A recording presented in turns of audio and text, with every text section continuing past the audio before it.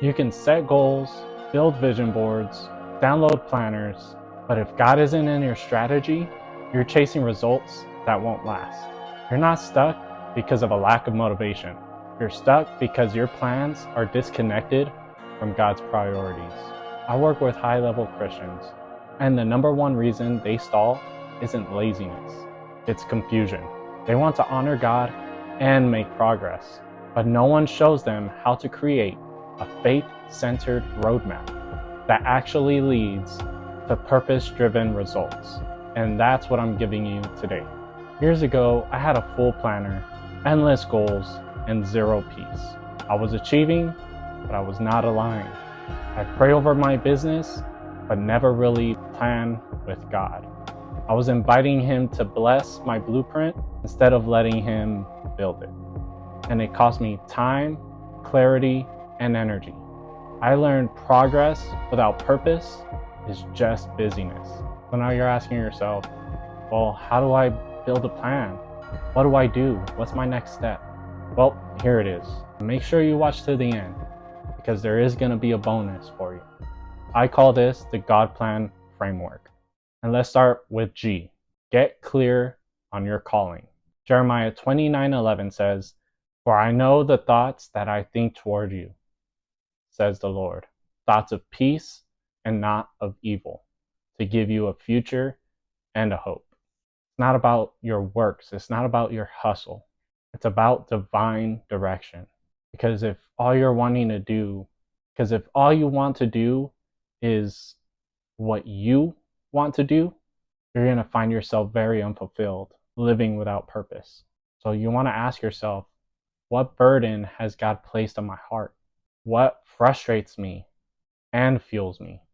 And God has placed a burden in each and every single one of us. Something that we see that just burns us up inside, we get passionate about, or we want to see where we want to see judgment, or we want to see righteous action being done.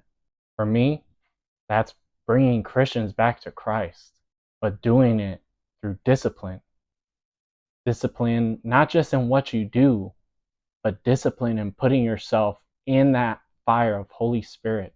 And that can be done intentionally and with discipline, not just being driven by your passions or desires or whatever you feel like in the moment, but putting yourself in the middle of God's word and in the middle of God's presence, bring you closer to Him. So that was G. Get clear on God's calling for you. So next is O. Organize your vision with word. Align your goals with scripture. Good way to figure this out, write down all your goals. If all your goals are literally just to get money, get things, then you're chasing money. You're chasing things in this life that are going to fade away. You want to chase things that are eternal. You want to chase God. You want to filter your goals through, does this glorify God? Does this serve people? Does this stretch my faith? One thing I've come to learn starting this YouTube channel, it's not about me. I'm not trying to serve myself in this. It's all about what I can do to serve my fellow brother in Christ. What have I learned that I struggled with, that I fought tooth and nail to get to this point in my life, that I can serve my fellow brother or sister in Christ and help them, guide them in a better direction. In Hebrews 12:13 it says, walk straight in front of you, step by step. Your example will help other Christians to serve God well. People who cannot walk well will not fall down. Instead, their legs will become strong again. Our job as believers is not to just go along this life and not think of anyone. We're supposed to go through this life, endure, and go through all the trials and tribulations so that we can help our fellow brother or sister in Christ and make a clear path for them. If we're too much in ourselves, we're going to forget about everybody else. We need to throw away the selfishness and be selfless and start thinking about the fellow believer. How can I teach them how to walk through this path more easily? Believe me, your faith will be tested in this. When you have this mindset, your faith is supposed to be tested because our faith is much more precious than gold. And with our faith, just like gold, to purify it, it needs to go through fire. So be prepared for the fire and thank God for the fire because it will purify your faith. And remember, Holy Spirit is the most important piece to this puzzle. Jesus said that if he did not go away, he could not send the Holy Spirit who will guide you into all truth and bring you peace. So G, get clear on your calling. What burden has God placed in your heart? O, organize your vision with the Word. Align your goals with Scripture. And D, and this is the most important one, discipline daily with the Holy Spirit. Obedience is your strategy. You want to diligently read your Word, pray, and worship God. Those three things are key to understanding God's will for your life and what it looks like to obey the Scripture. Jesus said, if you love me, you will follow my commandments. What were his commandments? To love God, to love others. It's basically the 10 commandments all wrapped up. By loving God properly, you're trusting him with your thoughts and your feelings, both of which are not going to be 100% truthful to you, but they need to be 100% given to God. Allow him to speak to you and to teach you with those thoughts and emotions. And always go to the Word to verify. And you want to set spiritual rhythms before business or performance goals.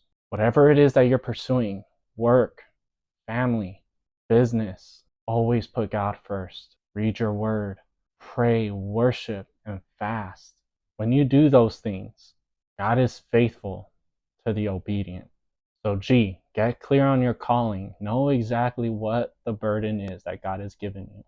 O, organize your vision with the Word. Align your goals with Scripture. And D, discipline yourself with the Holy Spirit. Obedience is going to be your strategy here. And here's your bonus. Create your faith-focused weekly system. Have your vision ready. Know exactly what it is that God has placed in your heart. What it is that you want to do that aligns with God's Word. Priorities.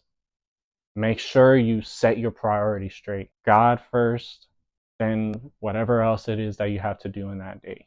Actions. Put those things into action. Start doing. The talk has to stop. It's time to start moving. And rest, which is arguably one of the most important things you can do. God created the universe in 6 days, and on the 7th, he rested. Rest is very important for believers. Without rest, we get into this works mentality when we need to recognize, look, I put in the work this time. I'm going to rest this day, and I'm going to trust God with all the work that I've done already and trust that he's going to bless it. So remember, start each week, each day even, with this prayer. God, what do you want done this week or this day? But remember, you don't need more planners. You need more presence. When God is your CEO, the plan flows from the throne and not your feelings. Drop a comment, God, direct my goals, if you're ready to start moving with God as your CEO. Subscribe and share this with someone who's ready to stop chasing hustle culture and start walking in purpose. Let's build what heaven wants, one obedient step at a time. I hope this word found you well. Be blessed.